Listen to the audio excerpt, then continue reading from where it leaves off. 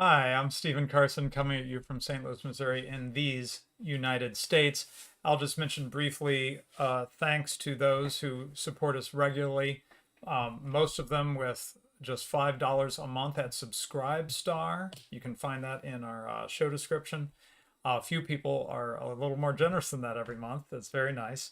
And it has been really helpful. I'm running this show off a computer that this show bought, nice and meta, and going to get some lights that don't have this little thing on my forehead anymore.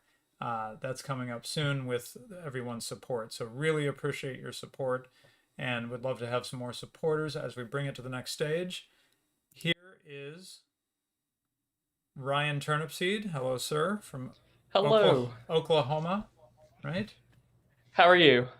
I think of Oklahoma as next to Missouri, but that's not quite right.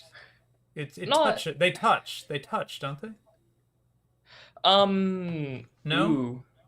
I'm not I sure they do. don't actually have that part of the state memorized. I Yeah. You Anyway, put me on the spot and I didn't have the answer. it's not far. I think Oklahoma's like southwest of Missouri or something like that. Right. It's we could drive to each other within an afternoon. Yeah, long afternoon. But yeah, Yeah. yeah. um, okay, so right, tell the folks how they can help us beyond, of course, financial support. Help the show. So, something that everyone can do is to like and share these videos and streams to other people that could be interested, to some people that, might not be interested. Just like and share them, get engagement up, spread it around so that more people can engage with the ideas that we are. Yes, that is something our producer is asking us to ask you to do. Is that we're at the point where we've got a lot of our ducks in a row on the show production and the branding and all that. We see that people really enjoy the show, they're good engagement. Um, and so, really, the next step is just to increase the audience, get more people to give us a try, because plenty of the people who have given us a try have stuck around and keep watching and being engaged and everything. So, um, that's what we need. And also, by all means, join the Discord as well. We've got a Yes. lot of people there, and there's a lot of very interesting personalities that I've had the pleasure of meeting. Yeah, and let's see, at least twice. I'm probably forgetting somebody. At least twice, somebody basically from our community has ended up coming onto the show because they had expertise in some area. Like Yeah, Mickey, and then wait, what did he go by on stream? I'm going to say the wrong thing. the Black Horse. The Black Horse. That's right. Mickey and the Black Horse, both really basically from our community, you know, and just from in conversation with them, we realized that they could really contribute to the show itself. So cool to have that community support and have people to go to and say, hey, anybody got an idea on such and such? And so there's some expertise, some deep knowledge in there. So that is really cool. Um, so it's not just who you see on the screen that's behind this show, that's for sure. Okay, so we're going to go to these axioms, these ABCs of Austrian economics, which, as I said in the promo, the marketing is Austrian economics is conceived of as very similar to geometry, where you have axioms and then you deduce from the axioms, right? So the way you have like a geometric proof and you show your steps, how you got from the axioms to proving such and such, right? One deductive step at a Right, time. That is how Austrian economic theory works, basically, is that it is reasons from axioms using deductive logic, and occasional assumptions that are uh, very easy assumptions. Not how do you call them? Not tight assumptions. They're very easy assumptions. right. And whenever we get to that part of the episode, it is very, very close to geometry. Like it is the exact same reasoning that you would use in geometry. It's just we're not talking about lengths and angles and shapes and equivalencies. We're Right. just talking about you know what will a human, given this assumption, do. Right. Human action. Right. Okay. So I thought so you can I think this will be interesting, but a little concerned it'll be dry. So I want to make sure to bring in a little bit of the human factor and give some of the history of how we get to this mode of economics. Um, One thing to point out right away is that it's not new, or well, it's new in the history of the world, but it's not new in the sense of the last few decades. Austrian economics goes back to the 19th century, and we really trace so many of the ideas back much further. As I've talked about on the show and written about at Mises.org, the Spanish scholastics hundreds of years ago are precursors, um, and many others. So brief shot here. Let's go to the family tree. Oops, have the wrong thing up. We'll get to that. I want to show you that. Okay, there we go. So here's the family tree of Austrian School of Economics, at least a lot of the key figures. And we'll talk more about some of these in just a moment. But first thing to start with is Carl Munger, right at the top. And Carl Munger publishes his Principles of Economics in 1871, I believe, and that's effectively the start of the Austrian School of Economics. And it's been continuous since then. More popular at some times and less popular at other times, but there's always been what is it they say in the Sith? A master and an apprentice. There's always two, a master and yeah. Something There, like that, yeah. yeah. There's been a chain of master and apprentices that trace back to Carl Munger that continues to this day. So there's a living tradition of this school of economics. Um, Having said that, anyone who knows a little bit about some of these figures realizes that these are not all exactly the same in how they approach economics. Mises and Hayek read quite differently, for example, if you read them. Right. So what we're going to be focusing on today is what's called the causal realist tradition. So not only is the causal realist tradition Austrian, but it's even a part of the Austrian school, a subset of the Austrian school itself, because Carl Munger had Wieser, for example, one of his important students, um, and he went in a very different direction with Right. economics. So, And go ahead. well, I was going to say that that's one of the major splits in the history of the Austrian school, isn't it? I don't know about major because I think after maybe Hans Meyer, most people wouldn't even know that Oscar Morgenstern is in the Austrian tradition. They might know of Morgenstern because of game theory, but they wouldn't know Right. that Morgenstern was even had anything to do with the Austrians. When people think of the Okay. Austrian school, they mostly probably think of the causal realist tradition plus Hayek, Right. who is a little unclassifiable. Okay, so let's go, Lerno, of course, of the causal realist approach. What does that mean? What is this tradition? Um, this is, by the way, from an introduction to a seminar called Fundamentals of Economic Analysis, a Causal Realist Approach, which they have available from the Mises store, it says. Anyway, but this is actually pretty brief and it situates us historically. He says, so the causal realist approach is a broad movement in economic science that flourished during the period 1871 to 1914 that began with Carl Munger. So he says flourished, and that's the key word here. It didn't die in 1914. It's just that, as we'll see, it was much broader internationally and in terms of support at that time. And only now, maybe, are we returning to a time where we have Austrian economists working, Austrian school economists working in the causal realist tradition all over the world. In Japan, I've met people from all over a broad school all over the world.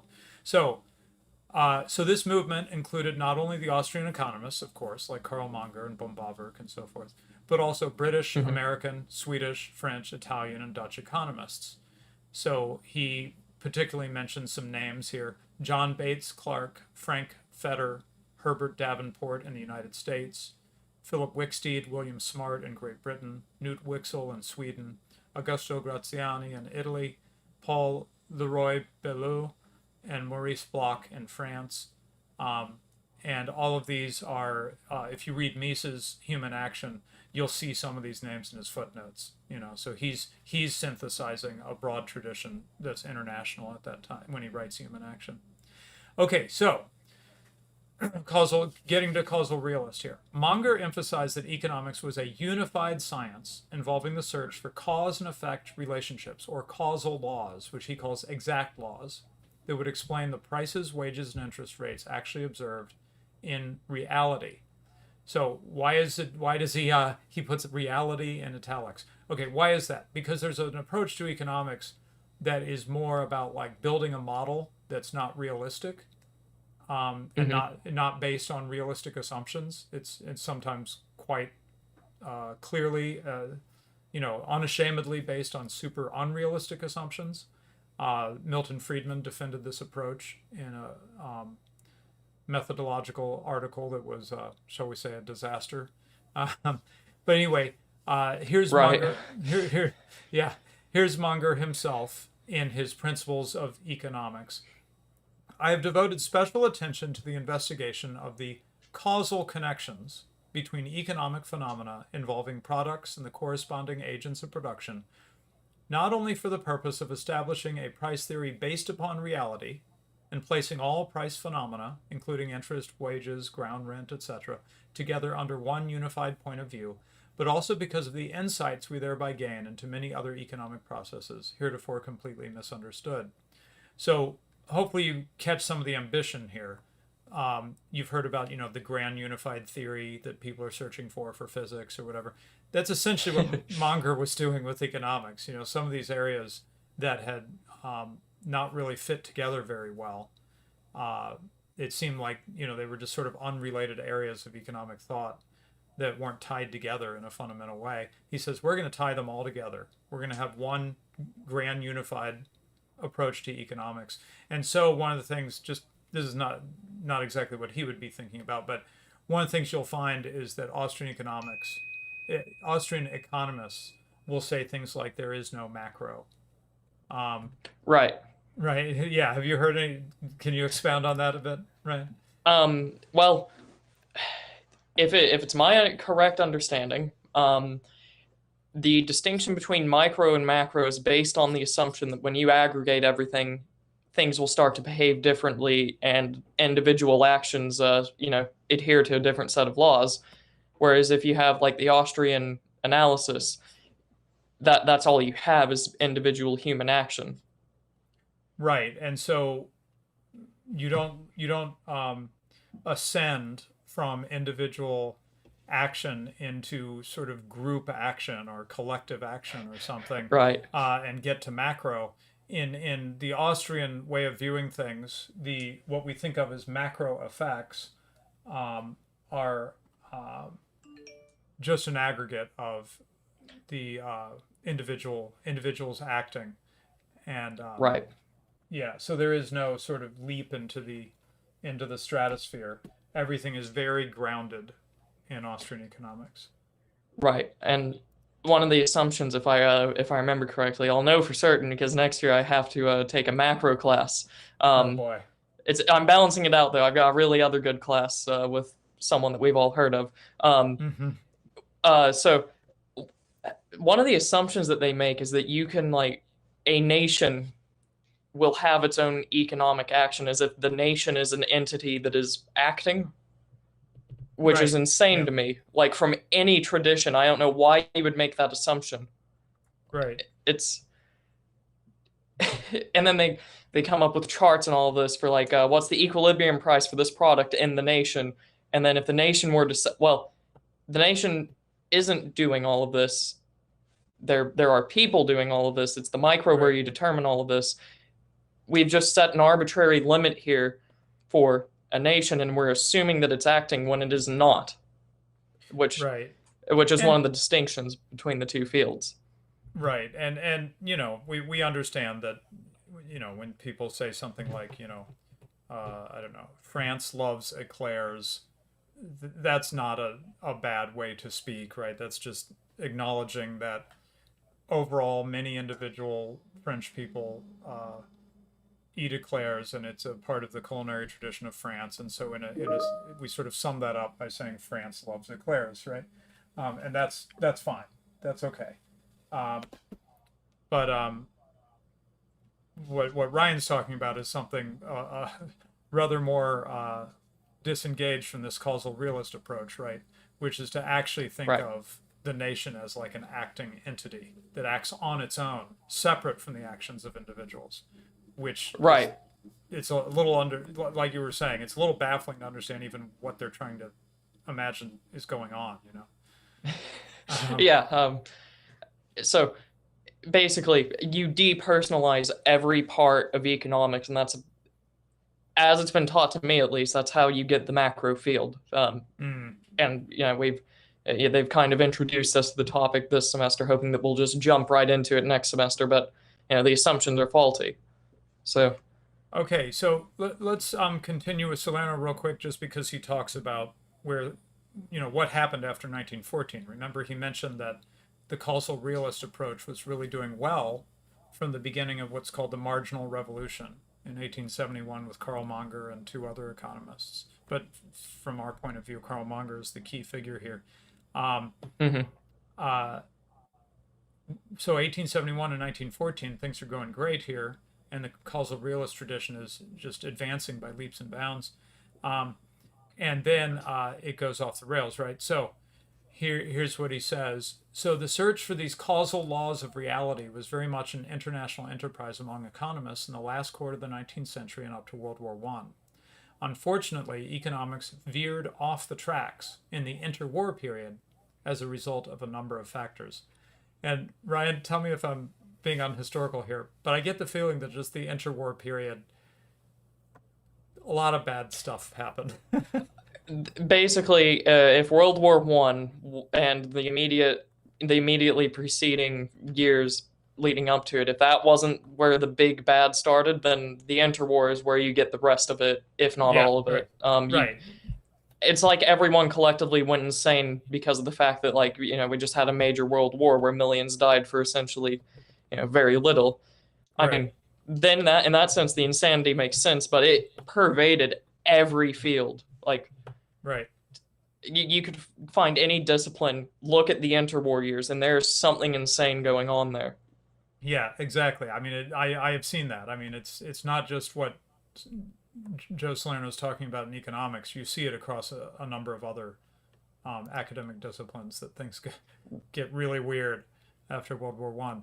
Okay, so Right. what happens? He says it veers off the tracks as a result of a number of factors. First, in 1890, Marshall, uh, this is a British economist, Marshall Hmm. introduced a disjointed partial equilibrium analysis, an allegedly more realistic analysis that focused on business firms in particular markets, while abstracting from and ignoring the unity of all economic phenomena and downplaying demand and the role of the consumer.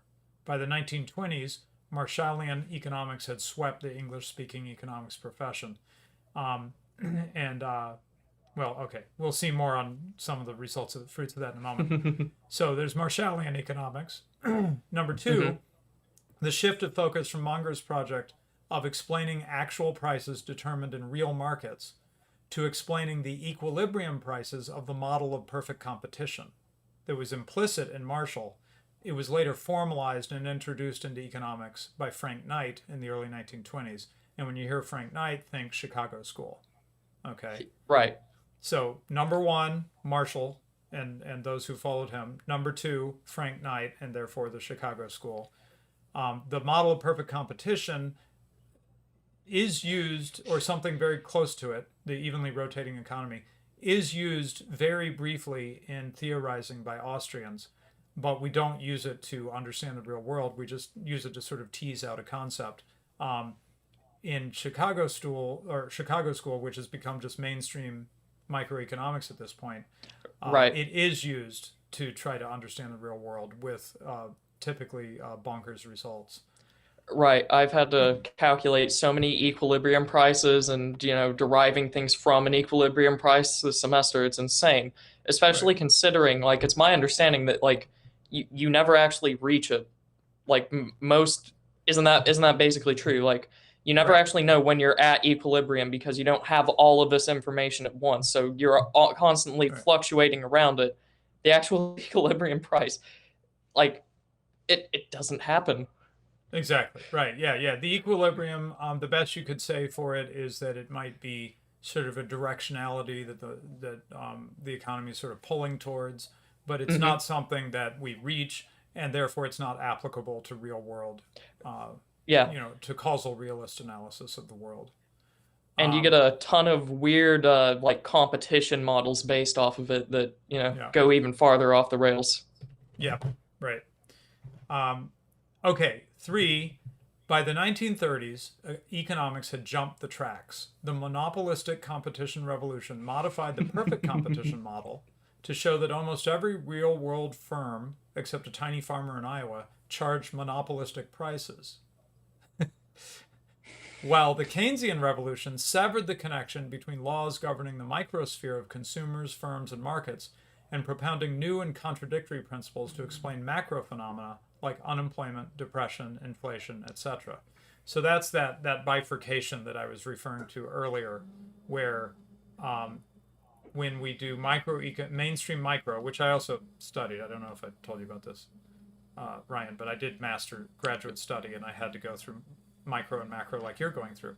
Um, Okay. and so in micro, you're talking about the consumers and the firms, and the consumers have this demand, and the firms have this supply, and where will the price end up, and all that. Well, with Keynes, you just sort of chuck that into the bin and start talking about inflation and unemployment and all this using these big aggregates and stuff. And there's no tie to the microanalysis pretty much at all. Right. And so the way that the way that we did inflation and unemployment as well. So they've screwed both of them up. Inflation to most students now in the university just means the prices go up, and it has nothing to do with the money supply expanding, which so like that's probably like my main point of interest is the fact that they have redefined inflation, and now Mm-hmm. they're trying to there are so many things that just go wrong after you make that simple definitional error. Inflation is a price phenomenon and not a money supply phenomenon. You screw up so much as a result of that, and it's what's being taught right now. And the other thing was employment. You know, you calculate.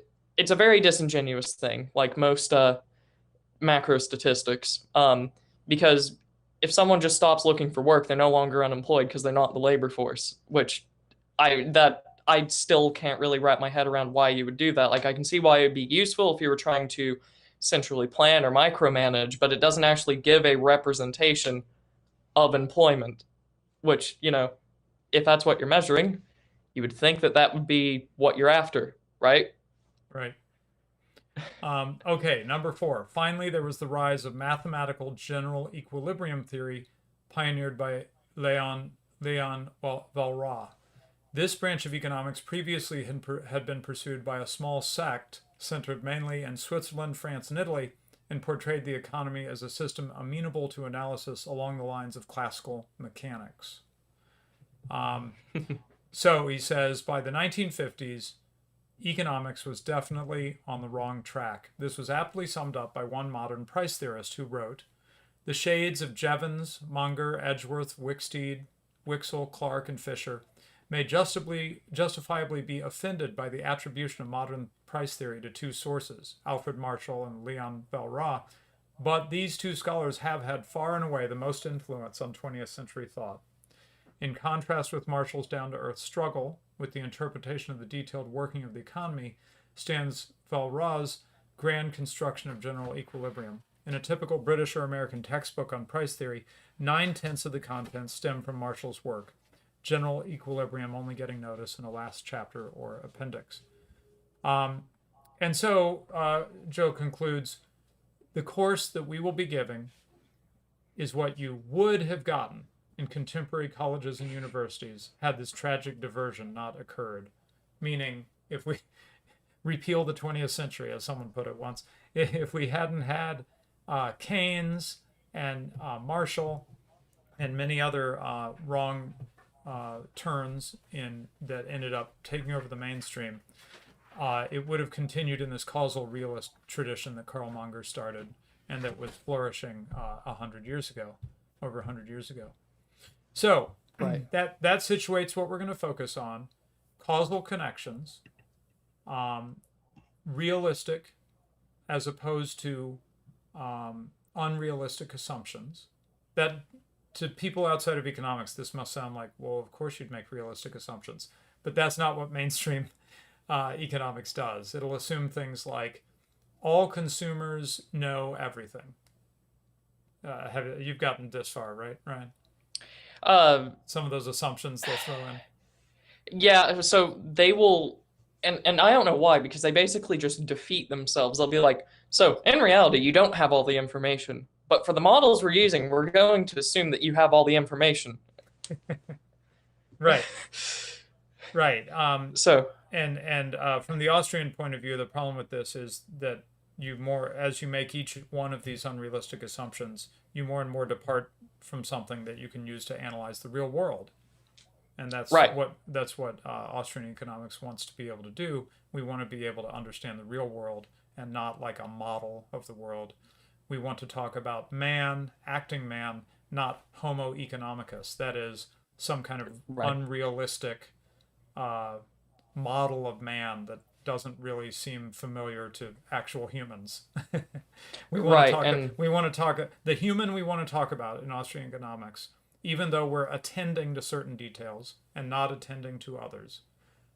Nevertheless, the human we describe and what we attend to should feel like, yes, that's we're talking about real people, and that's how real people function, right? right, and it's that just specifically the topic of people not having information that underlies every person's actions because no Right, person has all the information of any decision that they make, and right. that's why that's a key thing for like a lot of Austrian economic theory Well, or correct theory. we may be getting to that. I forget if that's one of the axioms that we act on with in uncertainty. But anyway, okay. So going back then really quickly to the family tree. Is this? I don't know how to make it better. Anyway, okay. Right. So Carl Monger, as I said, there's a whole branch that doesn't get talked about much by people who, like me, who are associated with the Mises Institute. Friedrich von Wieser, Hans Meyer, Oscar Morgenstern is known in economics because of game theory. And then Paul Rosenstein Rodin and Leo Schoenfeld Lilly. I'd never even heard that name. Okay. It's more the Eugen von Bombawerk branch that is of interest to us. Richard Striegel is an important student of Eugen von Bombawerk, but of course the big man is Ludwig von Mises. He's the one Right, who goes on to summarize that flourishing of the causal realist tradition in his great treatise Human Action, and then Murray Rothbard goes on to write a little simple textbook to make human action understandable and ends up writing another treatise that is even bigger than human right, action. But and also advances and corrects Mises in certain important matters like monopoly theory. right. Yeah, something that Rothbard does is he and this could be a wrong reading on my part, but it seems to me like Rothbard will speak the language of the orthodox economists and basically tell them why they're wrong in their own Mm-hmm. words. Right. Yeah. Yeah. Rothbard understood the mainstream tradition post World War II and was trying to explain the Austrian school back to where it had been lost, basically, right? In the mainstream. Right, So then from Mises, we get Hayek and Lachmann, and Hayek, as I always am quick to point out, he does some great economics under more direct influence by Mises in the pre-World War II period. And then he does it's a mixed bag after World War II. There's a lot of interesting stuff. Some of it isn't most of it is not economics, really.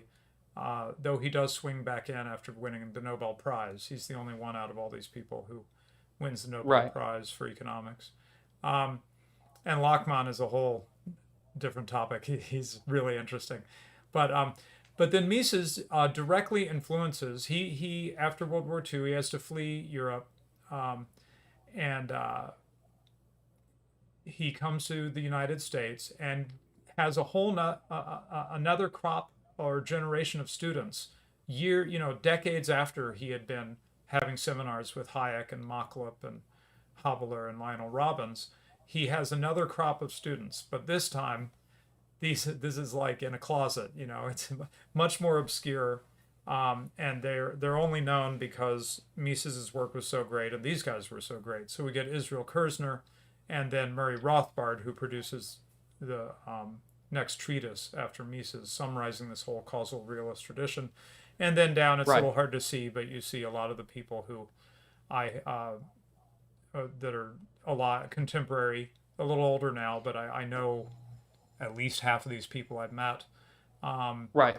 One of them, Don Lavoie, is the only one who I actually formally took a course for. I actually did a semester long over the internet course with Don Lavoie before he Oh. tragically passed away at a young age, too young of an age. And then he really was tight with Pete Betke, who's sharp in his own way. But at the Mises Institute, you really get Walter Block, Joe Salerno, Peter Right. Klein, Roger Garrison. Um, those are some of the big names there. Anyway, so that's the family tree, and we're tracing a causal realist tradition that really is the big names are Munger, Bombaverk, Mises, Rothbard, and then in our contemporary times, Joe Salerno, Peter Klein, Walter Block, people like that.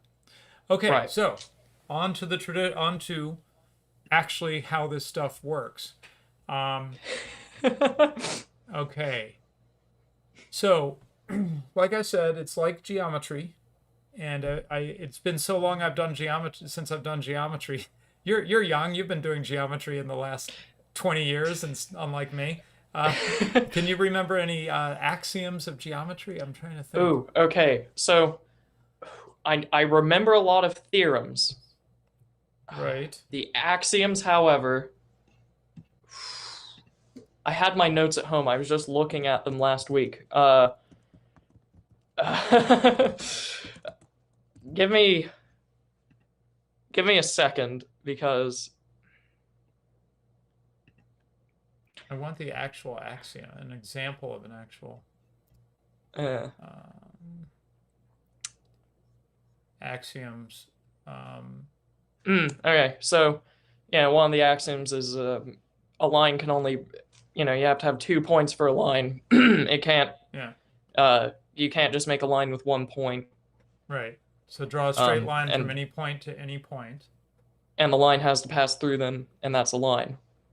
Right. So You can describe a circle with a center and a distance, a radius. mhm, All right angles are equal to one another.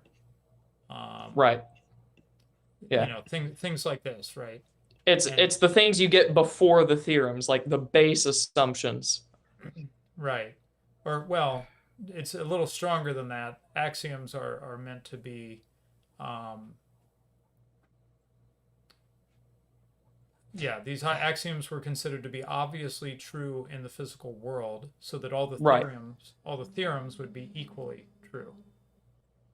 Um, and so you reason from assumptions or axioms to conclusions, and you remain valid along the way as long as you're careful in your right. logic. So So that's the basic idea of geometry, and that's what we do here in this causal realist Austrian tradition of economics. But here's the axioms. So first of all, we have the a priori axioms, and these are axioms that are um, very basic. right, You assert them just because, well, as you'll see, it basically because we know them to be true because we're humans. Someone said once that I remember Hayek, a number of others I think have said the same thing. In trying to understand man, why would we get rid of a major advantage we have, which is that we are humans. We are ourselves men, and we know something about what it is to be a human, right? Why would we try to study ourselves as if we're alien species and don't know anything about ourselves? That seems a little bit silly, right? Right. So the big one, which gave Mises's treatise its title, is human action. And what do we mean by that? All men seek to improve their situation from their viewpoint. All right. So another Right. way it's put is that men act, or men act with purpose. Did you have a comment? Sorry, I have a. Sorry, my audio was like flashing in and out, so I wasn't sure. So, this axiom will usually trip people up because they will leave off the from their viewpoint part because they will assume that they have like a universal, well, this is an obviously good thing, and if people aren't doing it, then well, then man isn't acting to improve their situation. But it's from their viewpoint that also like completely changes the meaning of this if you were to leave it off. Um, a person can forego physical material because they view it as spiritually good. From their viewpoint, they have improved themselves. It still falls within the axiom. Right, and sometimes the term rational action is used. That's I think that sometimes causes more confusion. Maybe purposeful action is better. It's purpose Right. or purpose seeking action, right? So we like to use the example of like a rain dance. Let's assume that rain dances don't work to bring rain. Okay, for this little thought Mm-hmm. experiment.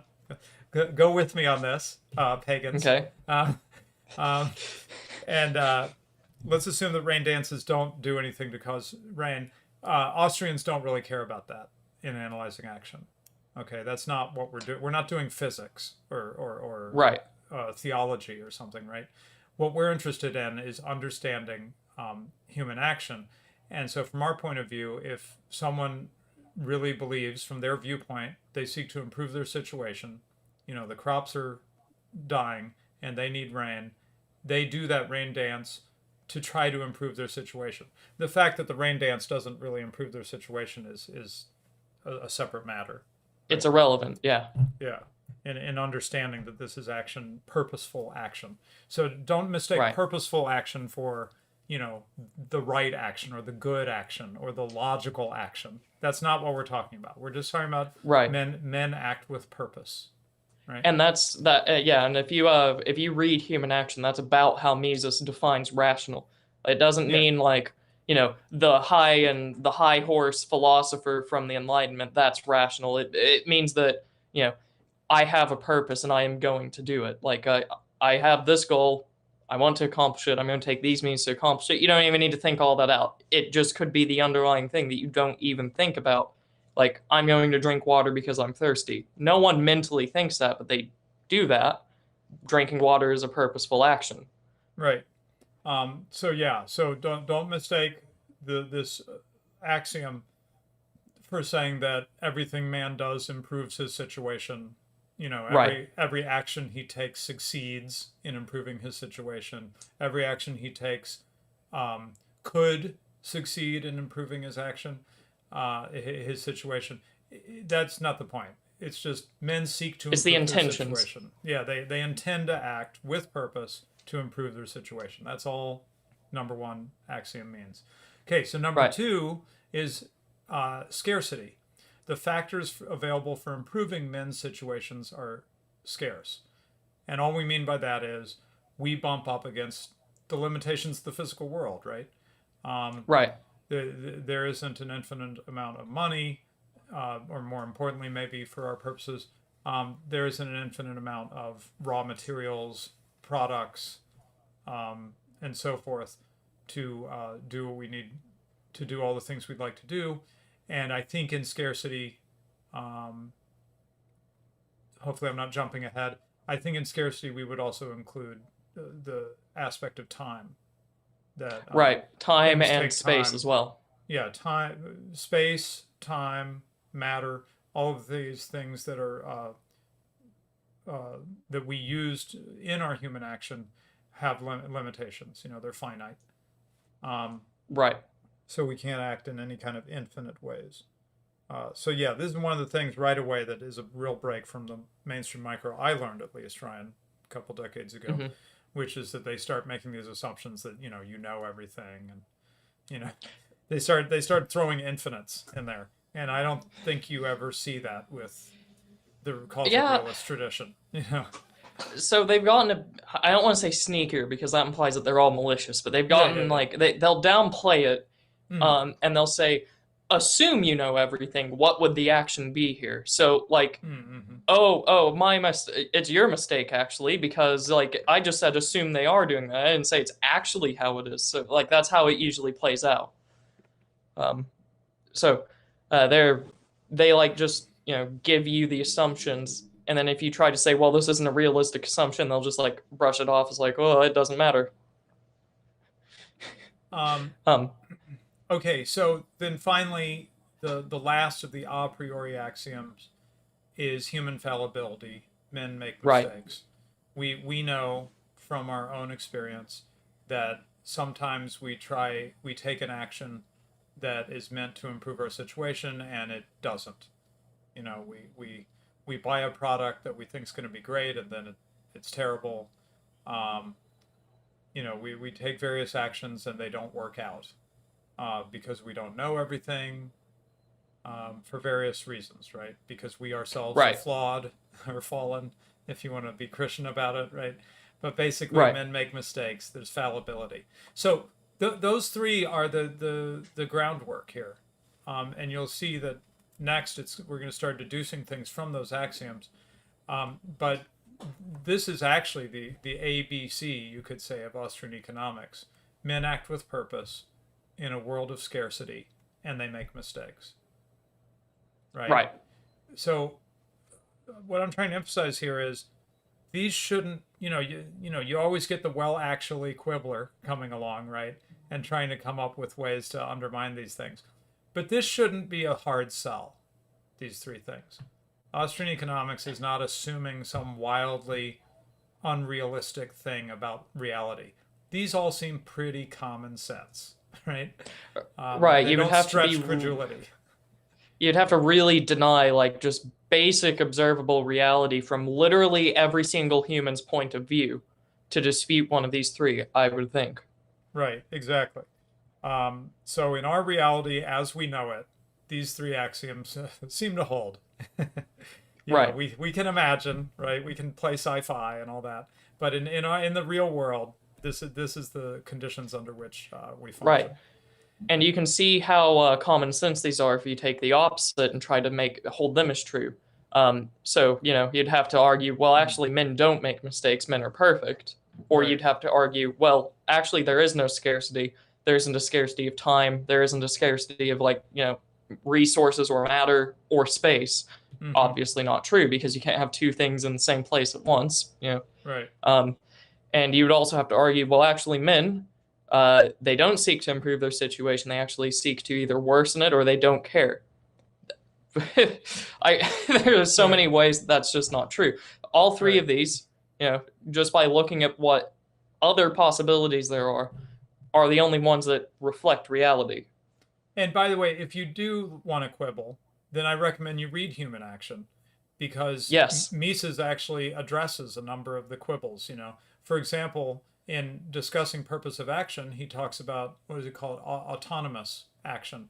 That is, right, we don't consciously, unless we're a monk, guru, or something, we don't consciously control our heart beating. It just keeps beating without us thinking about it, without us taking a purpose of action. So right, basically, he says he outlines what he means by autonomous action. Autonomous action, he says, that's not what I'm talking about. I mean, obviously, right? I'm talking about the right, things where we make a choice and we change our action or we change something in the world. I'm not talking about stuff that our body is just doing automatically.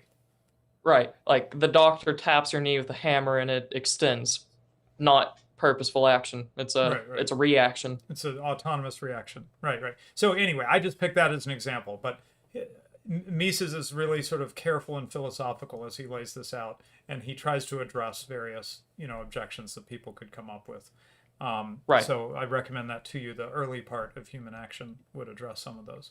Okay, so now with those three, I think, easy to believe um, uh, axioms, we move on to now starting to deduce Austrian economics.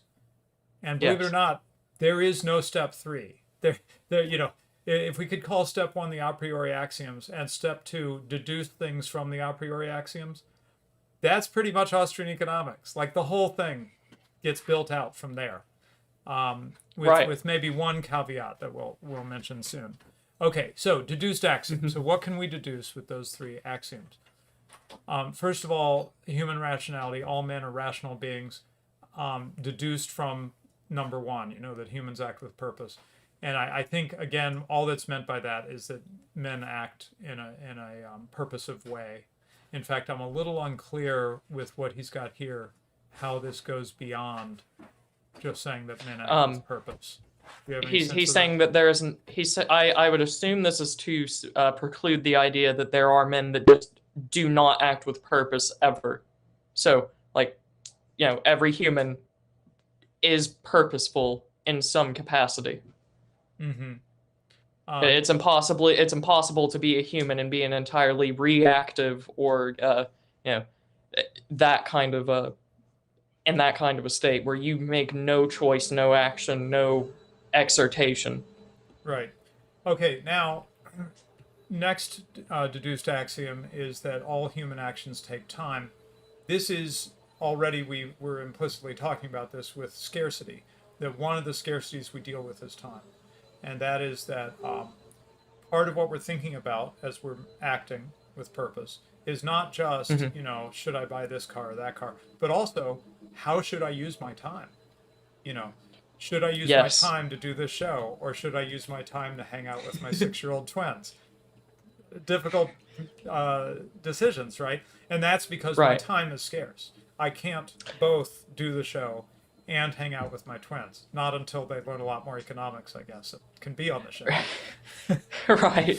So I once heard this described as being one of the main things that sets the Austrians apart from every other economic school, and it's they take Really? into account time Hmm. and like most of their considerations. Like most Austrian considerations have some aspect of, well, there is time involved in this, right? Hence, like time preference and all this. We like if you talk to an Austrian about time preference, you're not going to get nearly as much inferences out of it from any other economic school as you do from the Austrians, where you have someone like Hans Hermann Hoppe literally applying it to civilizational development, like something seemingly far away from just economic analysis. Um, Right. in the uh, in the microecon that they will teach you from the Orthodox school and the macroecon, very rarely do they say, "Oh yeah, and there's a time element to this that Mm-hmm. plays a role." They just assume that it's like an abstracted. Here's some lines on a graph. This is all there is. You never hear about, well, there's a consumer here. They have time that is influencing some of their decisions. Mm-hmm. Um, and if you've been paying attention to people like Per Bieland, that plays into a lot of his entrepreneurship theories. You have to compete for people's time. It plays into everything, and you don't really get that from any other school. Right. So there's a book. This is reminding me. There's a book called "The Economics of Time and Ignorance" by some of the names that we saw on that down at the bottom of that family tree: Gerald Mm-hmm. O'Driscoll, Mario Rizzo, and Roger Garrison. So yes, exactly. They're seeing time as a key distinguishing factor of Austrian analysis, a distinguishing aspect of Austrian analysis. So yeah, you're right. Oh yeah, and they say time and ignorance, right? And that gets into saying, hey, we don't go with this assumption that everybody knows everything that you'll see Right. in mainstream modeling. Okay, next. All human actions have consequences. So this is related to men make mistakes, right? If these consequences, if there were no consequences, then what would it matter? What would our mistakes matter, right? But Right. the significance of saying men make mistakes, as you think through it, as you expand on, well, what do we mean when we say men make mistakes? Well, we mean that we take action, there's consequences, and they're either the consequences that we want or sometimes they're the consequences we don't want, and that's real. And you can't just ignore that and say, yeah, it didn't matter what I did. No, it does matter Right. what you do, right? And even then, if we just take consequence and its most base meaning, meaning that like it changes something, I would say that you can also get that from axiom one, men seek to improve their situation. If Yeah, none of your actions can do anything, then you can't seek to improve, yeah. If you're like not having because an there's impact on the real literally world, no change. Yeah. right, right. So I think it's like a dual influence there. Okay, and then again, right now it's sounding like they're just sort of almost restating some of the original axioms, right? But what's happening is it's a very careful conceptual analysis almost, Hmm. recognizing, what do we mean when we say men act with purpose? What do we mean when we say that we act under scarcity? What are the, Right. let's tease out the implications of that. And as you tease more and more of this out, you end up with economics. So next one is men choose those actions they believe will best improve their situation. So this he's saying that this is deduced from human rationality, which in turn is deduced from men act with purpose, right? So men Right. act purposefully. Um, Humans are rational in the sense of taking action that is meant to improve their situation. And so, what does that mean? It means they're going to choose the action that they think is going to be the best one, all things considered, right? Right. So, And I could buy this, I could buy A, B, C. I'm going to pick the one that I think is going to be best for me, not like the right. And worst one. it's at this point where when we were talking about the basic axioms where people drop off from their viewpoint and then they start getting confused because they'll see, you know, oh well this person is like doing drugs and that's obviously not helping their situation. But that means if that's the conclusion you're making to like prove this wrong, you've dropped off the from their viewpoint. Right, As bad as exactly. it Yeah, is, the druggie thinks that like he values or wants, the dopamine more than he wants, physical health. He views it as an right, improvement to his situation, whatever reasoning he has, if he even thinks it through. It could just be, impulse, I want this, I'm going to do this, right, purposeful action, thinks it's improving, otherwise he wouldn't do it because he wants it.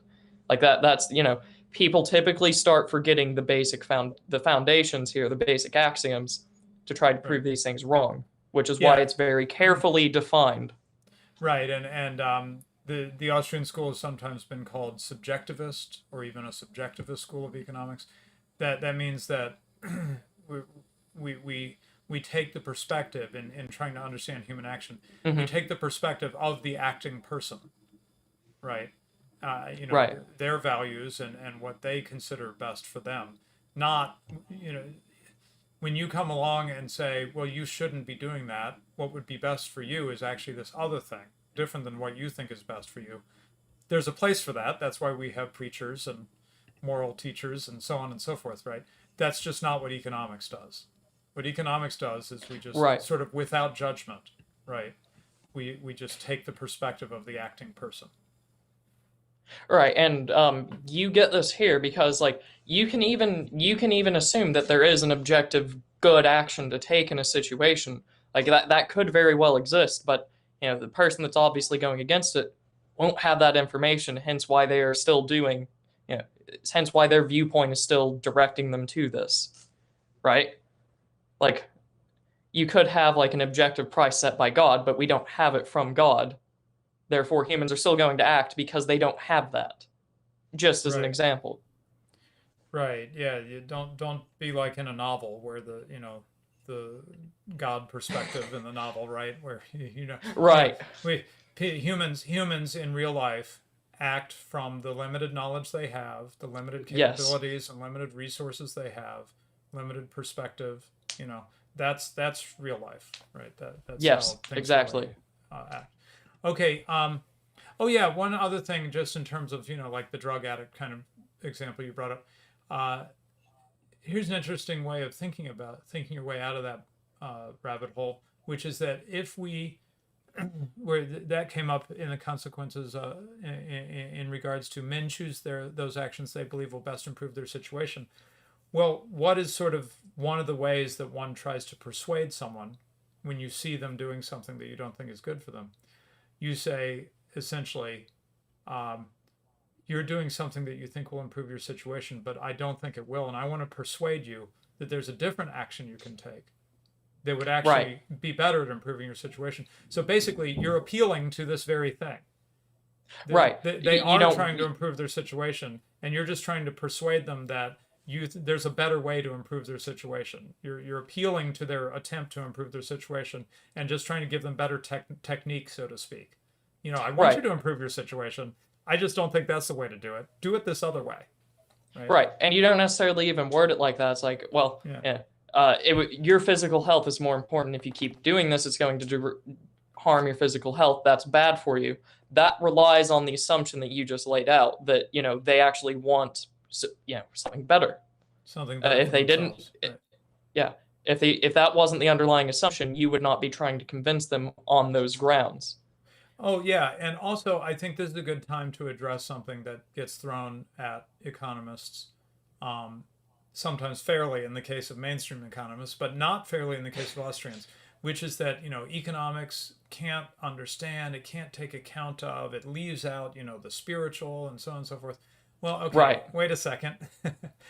When we say that it's from the perspective of the individual, um, that is varies wildly, right? Why is it that you assume um, that the perspective of the individual is materialistic, crass, low, evil? Maybe the individual is Jesus, or or Saint Francis or something, right? And from the perspective of that individual, they value spiritual riches over material riches, and so Right. they're acting from a materialist point of view. They're acting irrationally, right? But not from an Austrian point of view.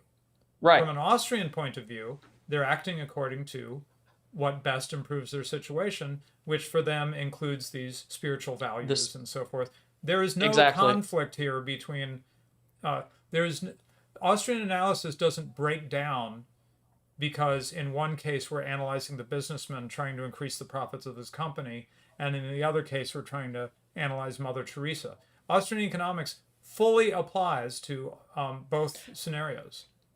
Right. And you can see all of this specifically because that main point that you laid out. We are just discussing why humans act the way they do. Or, the person acted like this. Why? Well, from their perspective, yada yada yada, all the axioms that we laid out so far.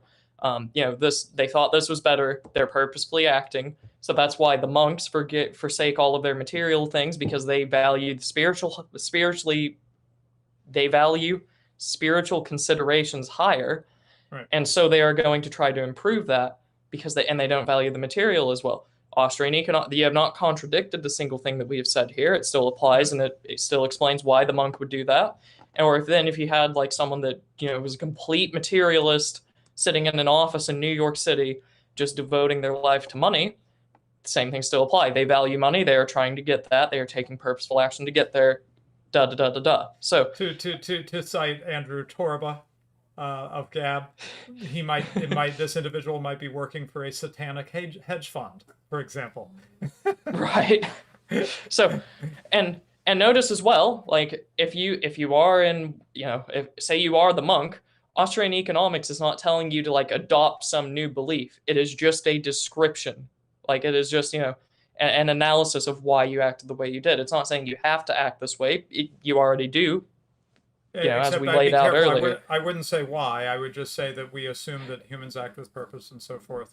And because Mises is very careful in human action to separate the why do people do what they do off into like psychology and stuff Right. like that. And he says So that's not what we're doing. We're just saying people act with purpose, and we're thinking about the implications of that. I was more talking about, the why do people make choices to best improve their situation? Then you just refer back to the previous axioms. Right. That was what I was trying to lay out there. But Right. Okay. Then last point here in the deduced axioms is the ideas men hold determine their actions. So, like I was talking about with the rain dance, some people believe that the rain dance will bring rain, others don't. well, that's going to change what they do, right? The person who believes the rain dance is effective in bringing rain for his crops might then decide that, given various options of what he could do, he'll spend some of his precious time doing a rain dance. Whereas the person who doesn't believe that the rain dance does that might choose not to do it, or they might do it because of Right. social pressure. But that'd be for a different reason, right? But anyway, the point is, the ideas men hold are how do you say it, like a technology almost, uh, uh, determining how where their action gets directed. Right. And likewise with the rain dance, if you don't know what a rain dance is, you're not going to perform a rain dance because you don't have the idea in the first place to carry it out. So, you know, just in the same way that the idea will, like, I think a rain dance will do this. I'm going to do the rain dance because I want this. I don't know what a rain dance is, so I can't even think to, consider it. You can see, the existence of the idea opens up that choice there. Now, I would like to note that this is not going to take long. We've gone through 8, and there's only 15 here. Right. And from these 15, uh, you get a lot of the basic axioms you need to build up all the rest of, analyzing the business cycle and all kinds of things that Austrian economics is capable of doing. Okay, so now turning to what he calls the value and exchange axioms, this starts feeling like we're talking about economics as we classically understand it a little more. It's getting a little closer. Before this, it almost sounds like philosophy, right? Now we're going to start talking about things that sounds like, oh, okay, yeah, this is about like people valuing things and stuff like that. But again, bear in mind, don't be materialistic in what you're thinking. In your thinking, when we talk about human valuing something over something else, one of those things could be time spent in prayer each morning versus Right. using that time to work or whatever. What those Right. things are on the value scales are not necessarily materialistic things. They're just things that humans choose to do, which might be spiritual, might be noble, might be crass. Um, so keep your values out of this, so to speak, your judgments out of this. Okay, so ordinal value. Men have value scales. Ordinal value is very important in Austrian thinking.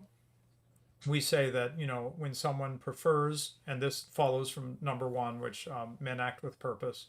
Um, that means that they're going to choose one thing over another thing based on their purpose, right? Um, Right. and so uh, value scale simply says that um, man is going to assign some things to be higher on their ordinal list of values than other things.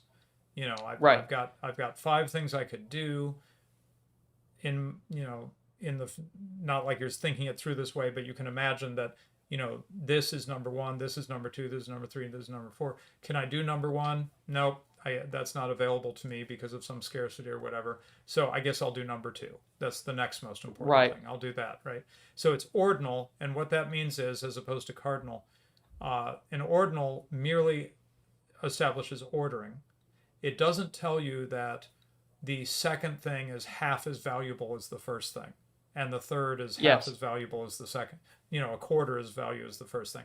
In There's terms, it just says that one is higher than the other. It doesn't tell you how much higher. It gives you no quantity, and this is what drives the mainstream away from Austrian economics. I think you can't do math with it yes, easily. exactly. You don't Yeah, have a defined zero and you don't have set ratios. right, right. So, Yeah, go ahead. and once again, looking at what the opposite of this would be, men don't have value scales. That would mean that every person, for every single thing that they are evaluating, would hold everything to be equal. Right. And that's obviously not the case. So Yeah. men will, to use old language, men will discriminate based on what they are trying to do. Yeah, hence Right. the old phrase "discriminate taste" or something along those lines. Keep doing what you're doing, Ryan. I really like you bringing up the counter. Like if we didn't hold this true, what would that mean? That's a really good way I can't of remember if that's clarifying. I can't remember if that's the logical inverse or the logical converse. Like it's Okay, in one logic, of yeah. those. Yeah, Right. it's Yeah, one of but those, but I I think forget it is which very one. helpful to clarify our thinking and see why these things make sense.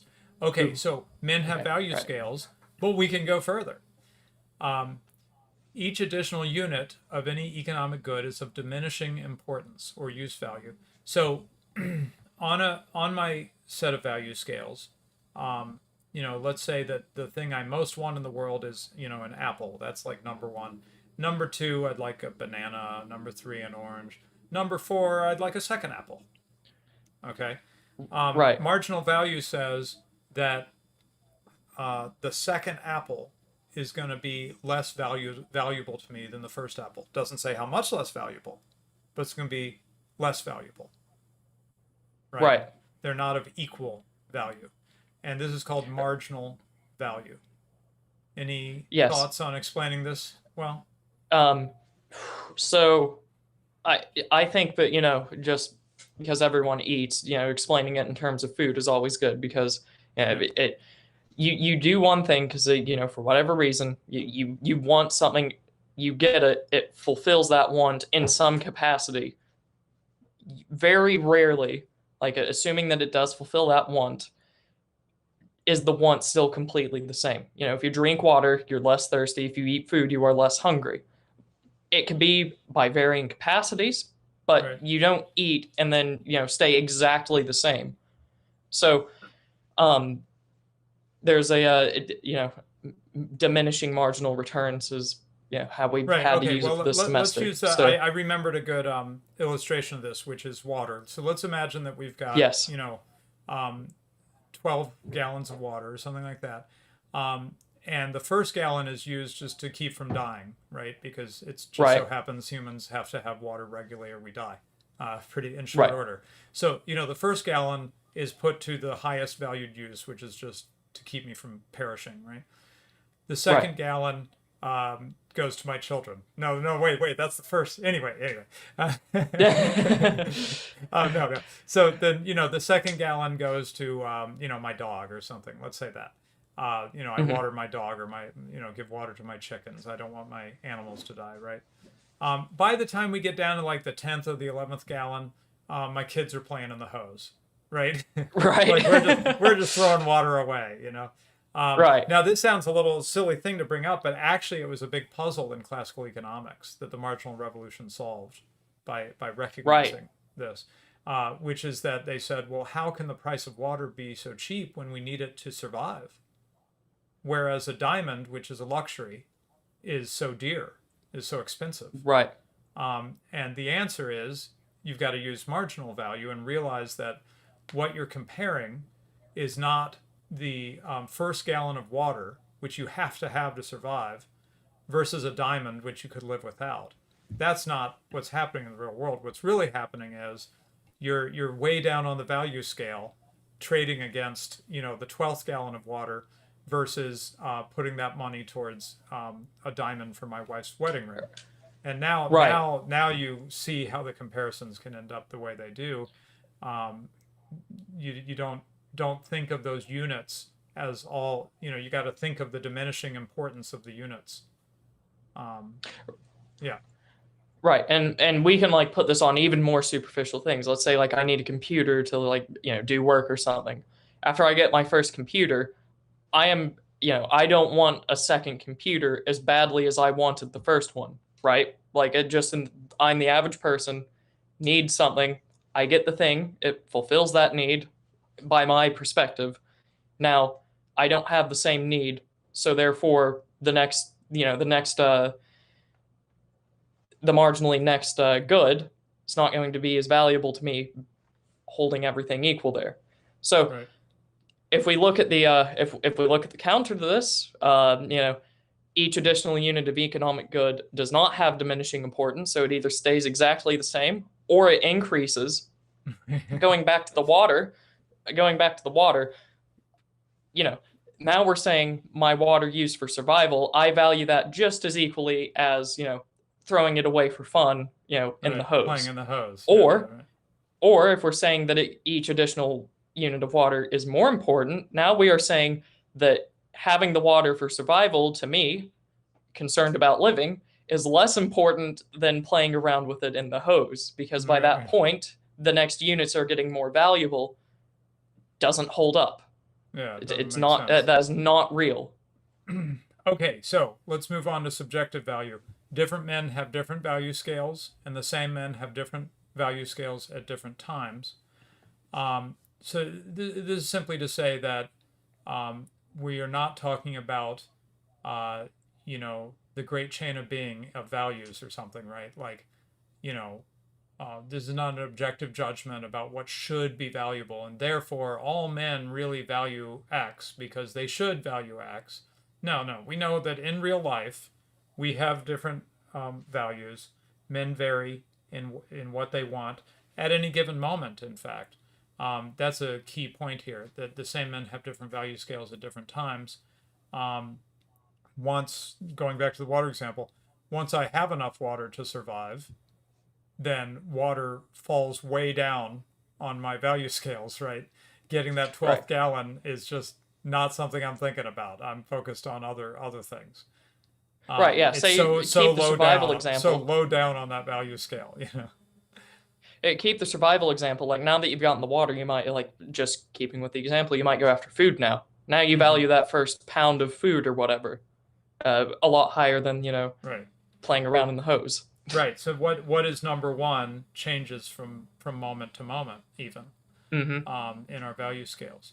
Okay, and then finally, exchange value. Only men with different value scales can Oh and do wait, I was exchange. Okay, go ahead. so so I was wanting to do the converse again. Yeah. And Is you it the basically have converse? two. Did you look it up? Is it the I converse? did not look it up. I'm Okay, just good. going with that based off a gut instinct. Um, so we have basically two parts of the subjective value. Different men have different value scales. So this is the first part of the sentence. If we're going to change that, we're going to say different men have the same value scales, as in everyone has the exact values, everything the exact same. I hope I don't have to explain how that's not true, because you can have like Mm-hmm. different belief systems in society. A Right, Christian does not value pork in the same way that a Jew or a Muslim does. right. Or Taking, just the different needs, right?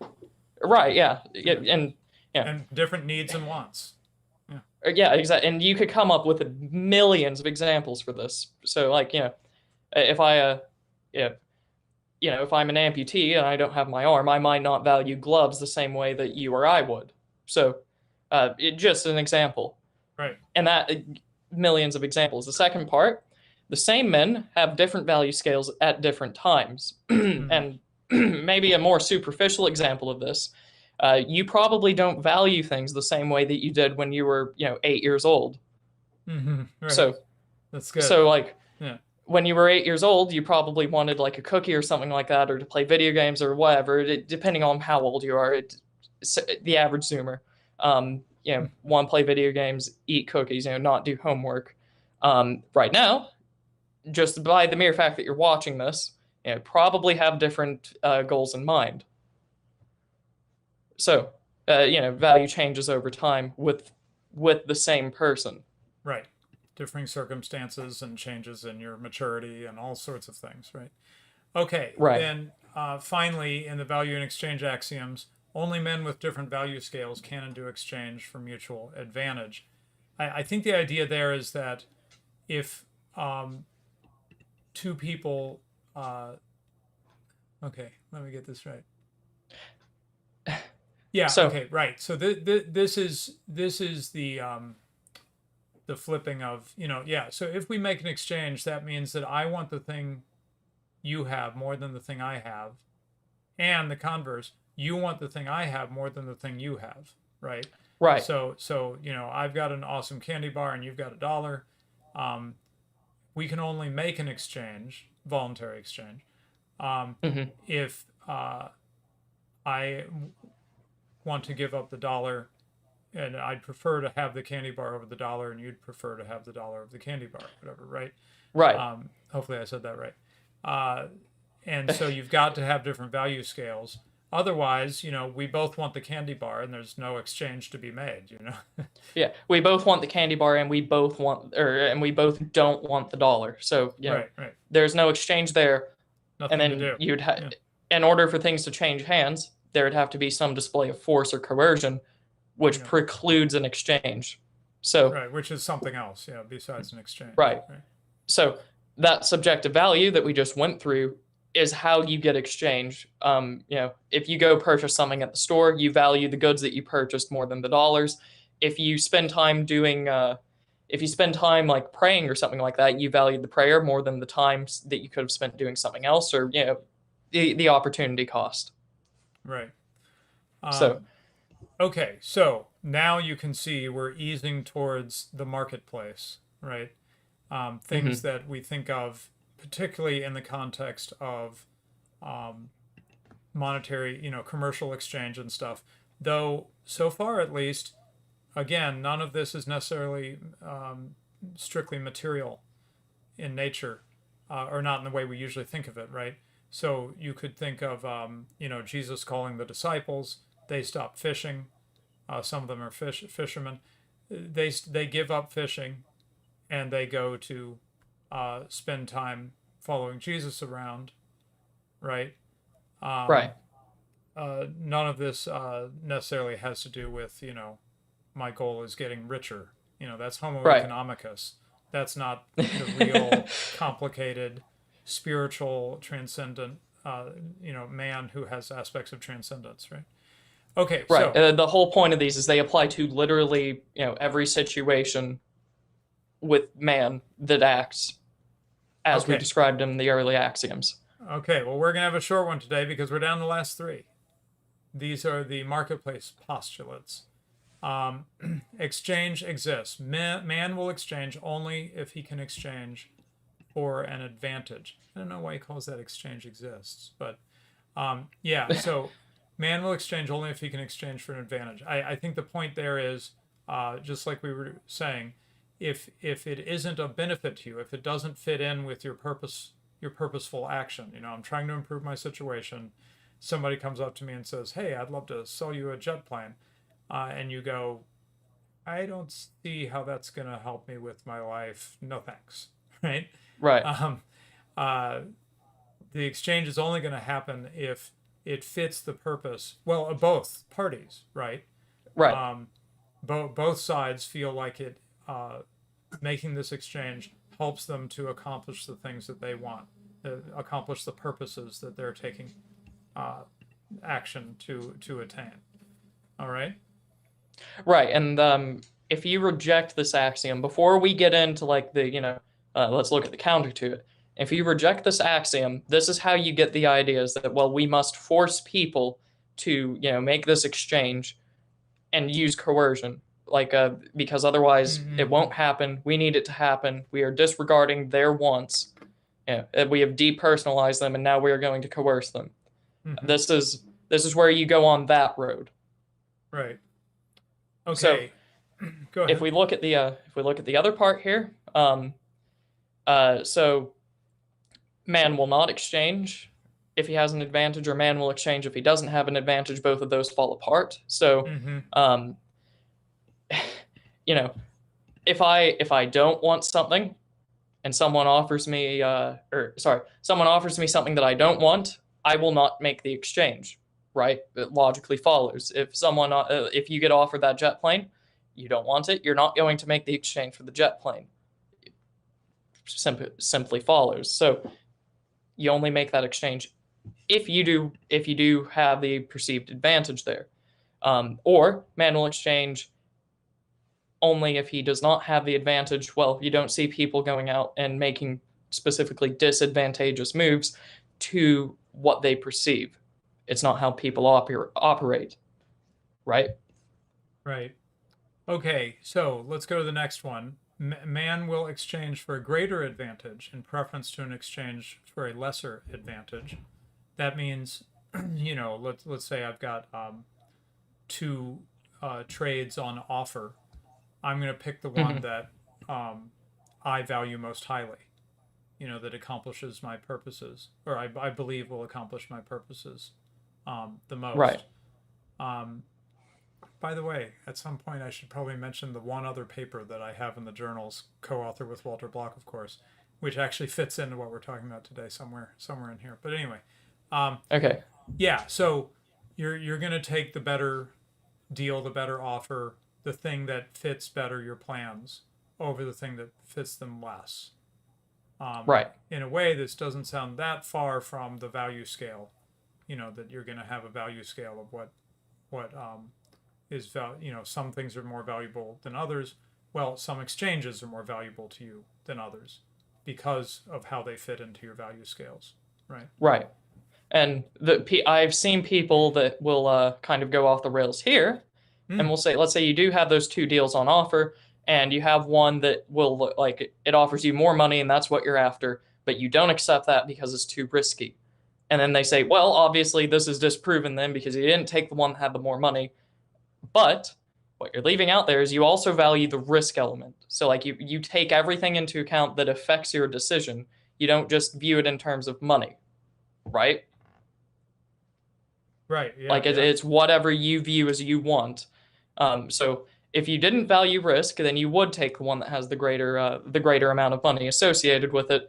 But say that I'm a person that does value risk, I'm going to if say I value it more than the potential gain from it. I'm going to take the other option or just not act. Purposefully not act here. So in either case, you only arrive at that supposed refutation by forgetting, that people will value multiple things at the same time. Right. Does that make any sense? Yeah. Okay. And then finally, he says man will exchange for a small advantage in preference to not exchanging at all. Um, yeah. I mean, I guess the only, yeah, and Right. Yeah. that's ignoring the cost of It, spending time and having knowledge or the cost in time and having the necessary knowledge to even know that this exchange this exchange is available and feel that the time is worth it to make the exchange. Sort of leave that out for a moment. uh, Man's going to tend to try to improve his situation. I mean, I think that's part of what this is saying, right? right. So, like, say that just in a hypothetical, just to prove the axiom, this specific point is not real. It just displays the universal axiom. Right. If I'm pitted with two decisions, or if I'm pitted with the decision of acting and getting a benefit, nothing else taking into consideration, that's all I'm caring about is that benefit, or not acting, then I will act and take that benefit. And you can Mm-hmm. apply that axiom to literally every decision. If I'm confronted with something and everything taken into consideration that I want to with my limited knowledge, it will produce a benefit for me, then I will act and take that benefit rather than not act.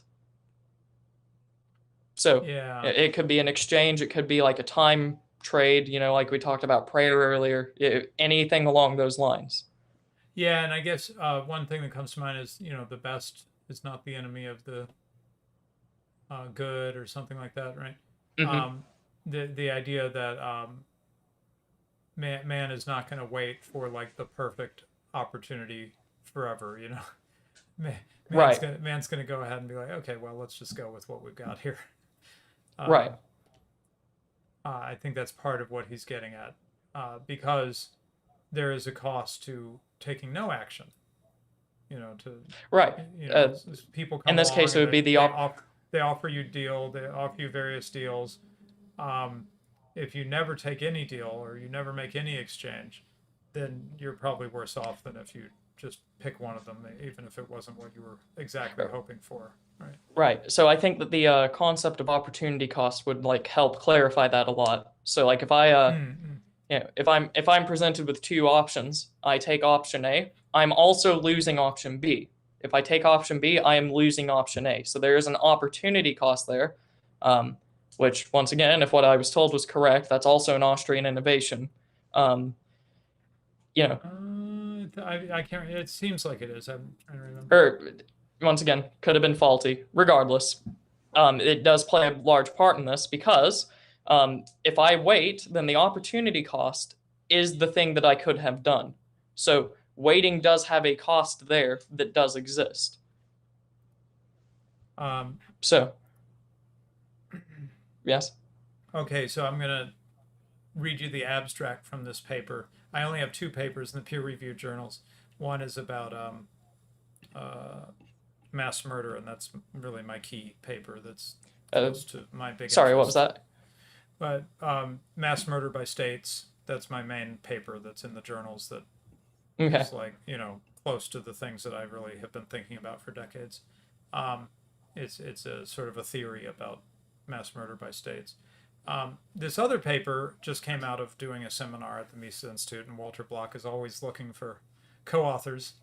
The joke is that everybody, uh, you know, every Austrian has a co-authored paper with Walter Block, and it's pretty close to true. So this one is called Right. ex ante, and ex post. What does Rod Stewart really know now? And here's the abstract: do we really know whether or not we have maximized utility, or do we just know that we are happy or sad? We argue that we can never know objectively whether or not utility has been maximized. However, people acting on a free market are sufficiently close to the decision as to be able to hazard a better guess about their opportunity costs than policymakers.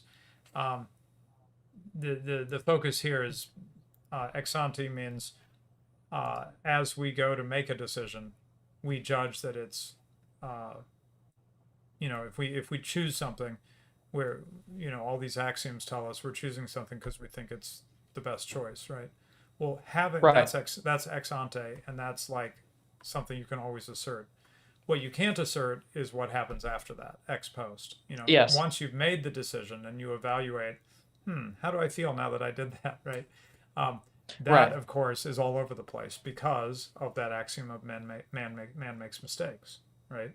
Yes. And so we before we do it, we always think it's the best decision, right?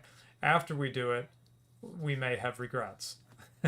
Right. Um, But in a so repeated in life, you get to repeat your action. You get to do something rather similar again, and you learn, right? So usually, that's sort of what we're getting at there. Um, anyway, I probably have never mentioned this paper and won't mention it again. So R.J. Rummel, yes, it's his work that I was. Somebody mentioned R.J. Rummel. It's his work that I was building off of in my paper, alrighty. Jacob. Um, and he came up, as you might recall, in our stream yesterday, Yes, he did. which folks might want to seek out, talking about the liberty of the ancients as compared to the moderns and the medievals, which we did on Academic Agent's channel yesterday with Apostolic Majesty and Academic Agent himself. It was Um, such a good stream that I joined it yeah, 3 times. yeah, right. Yeah, actually, it's gone better today. I think you haven't dropped away, so that's good. Yeah, thankfully.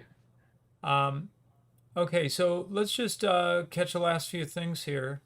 Um, yeah, why don't we just read what the author? Yeah, I didn't mention his name. Darren Brady Nelson just published this early or late last week, um, Yeah. and he's been citing this stuff from Greaves, who was a student of Mises in New York, or somebody that learned from Mises in his Right. seminar there. And so Greaves wrote, all science aims at tracing back every phenomenon to its cause.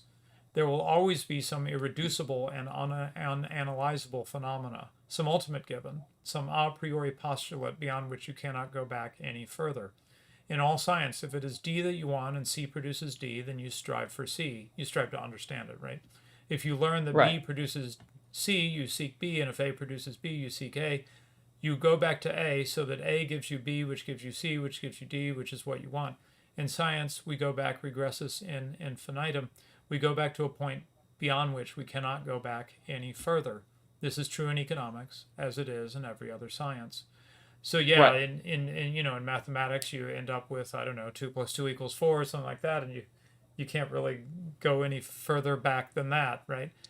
This was the if I understand it correctly, Yeah. this was how you get the there was a major controversy in the last century with mathematics where they were trying to completely detach it from any, actual, real life basis and come up with just specifically true mathematic principles that were, that you didn't have to rely on the real world for, so that you can Mm. make it its own independent field of study. And you Mm-hmm. get the incompleteness theorem that basically refutes all of that and completely Mm. undoes the work that went into it. Mm. And that if I understand it correctly, I'm not a mathematician, so it could be wrong, but that incompleteness theorem, the idea behind it that you do have to rely on, things outside of the field to get your Mm-hmm. basic assumptions, um, that can apply to most other things, if not all of them. Mm-hmm. Yeah, this is Gödel, uh, right? Yes. Gödel's Yes. incompleteness theorem, right? Um, okay, so, oh, that's weird. Is my camera frozen? I think it is. Strange. Oh, hopefully. Why is that happening? Okay. Actually, don't know how to fix that. Okay. Let me try to fix that really quick because I see you moving around, but I'm. Oh, there we go. I think launching the Oh, little camera guy did it. Okay. Okay. All right. all right. Then let's finish up with two more quotes he shares. The last one is from C.S. Lewis, so I got to do that one. I'm a big C.S. Lewis fan. And then citing himself from a 2017 presentation. Sorry, forgetting his name. Darren Brady Nelson says Mm-hmm. all of life's fundamental political problems about which there are so many disagreements are basically economic problems.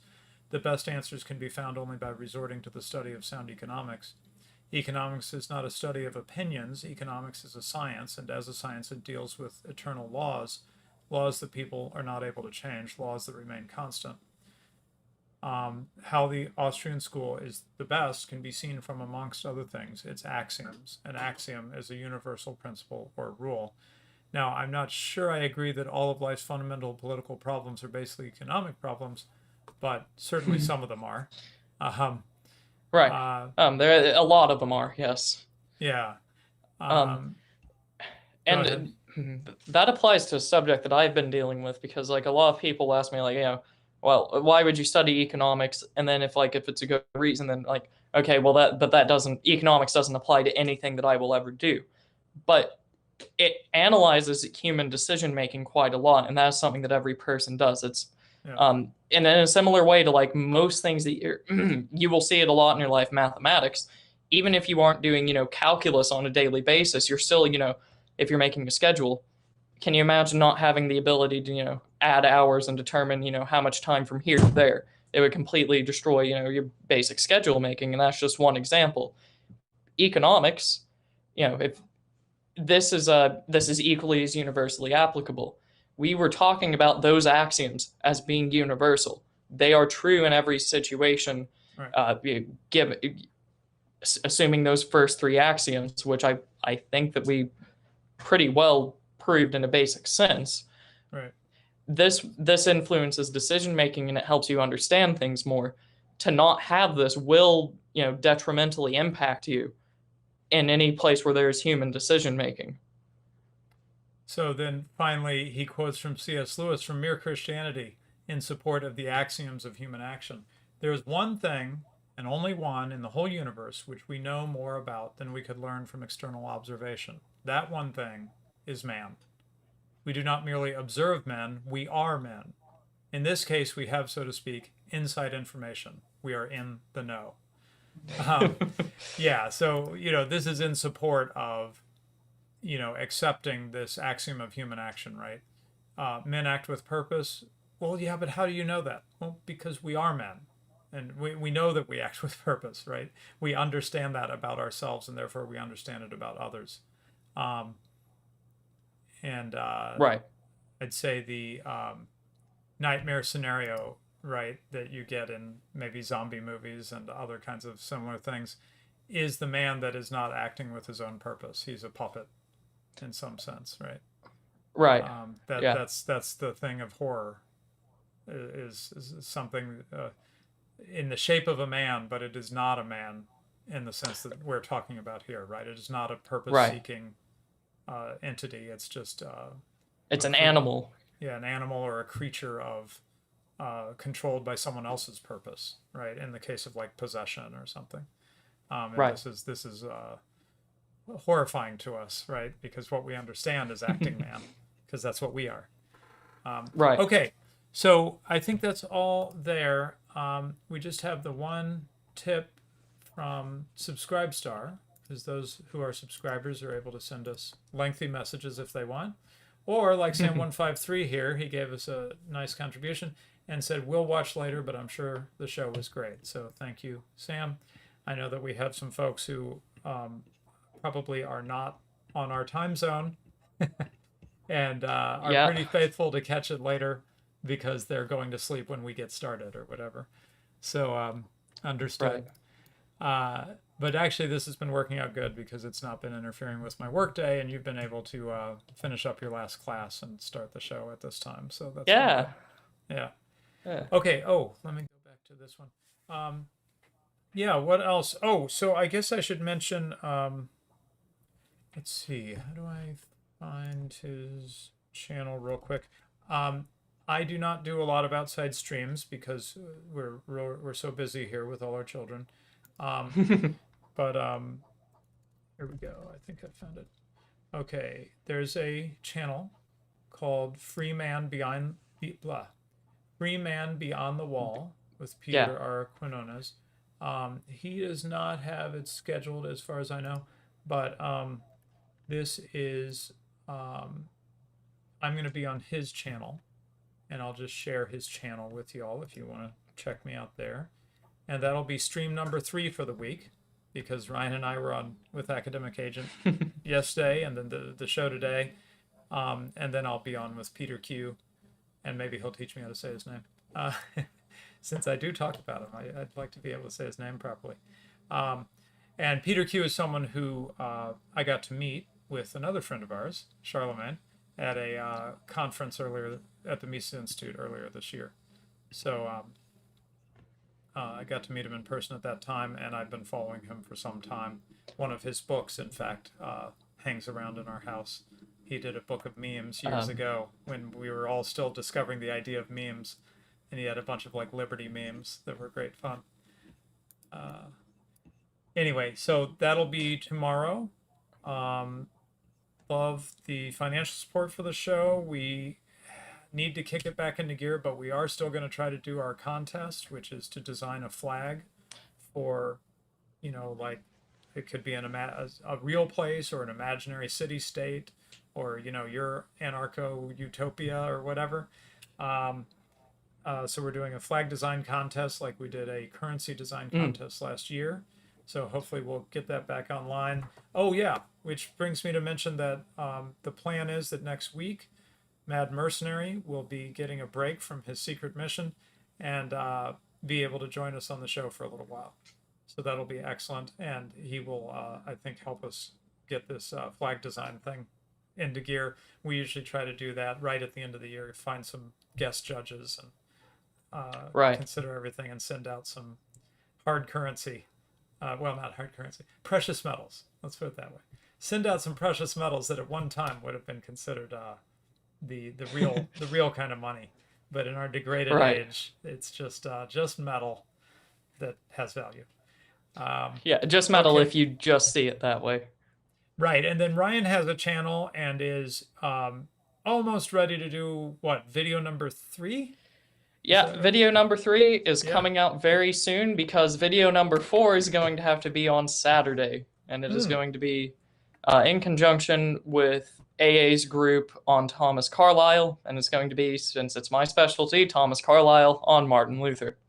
Okay, so you are going to do that on your channel as Yep. part of the. Okay, yeah. So Carlisle Day. If you haven't followed what Academic Agent's been up to with this new idea, he did Evola Day recently, where there were various videos from various people and various interviews and discussions of quotes and so on and so forth about Julius Evola. Now they're going to talk about Thomas Carlyle, and that is Saturday. And so there'll Yes. be schedule hours and hours and hours of content, just like with Evola Day, from lots of folks, lots of our various friends like Charlemagne. I'm trying to remember who else. Anyway, well, I shouldn't say because all of this is behind the scenes, and I don't know that the schedule is public yet. But I've seen the schedule being worked on. It looks very good, and I Yeah. forgot that you were in it. That's great. I'm glad for people to know about that. So, Yeah, so you can follow Ryan's channel to see that particular video or to see all of Carlisle Day keep your eye on Academic Agent's channel. He will have a playlist available. And That's how I followed more, Level a Day, at least. I went through the playlists. yeah, more importantly though, like we said at the start, don't forget to like Yeah. the stream if you enjoyed it, and don't forget to share it with people. Right. Yes. Spread the word, please. It really helps. We think we have something people like here with this show. We found a sort of a niche. We found a branding. We've got a thing here. It's its own thing. It's Mm-hmm. not anybody else's thing, right? It's got its own sort of character to it. I mean, to me, here's how I know that it's become a thing, right?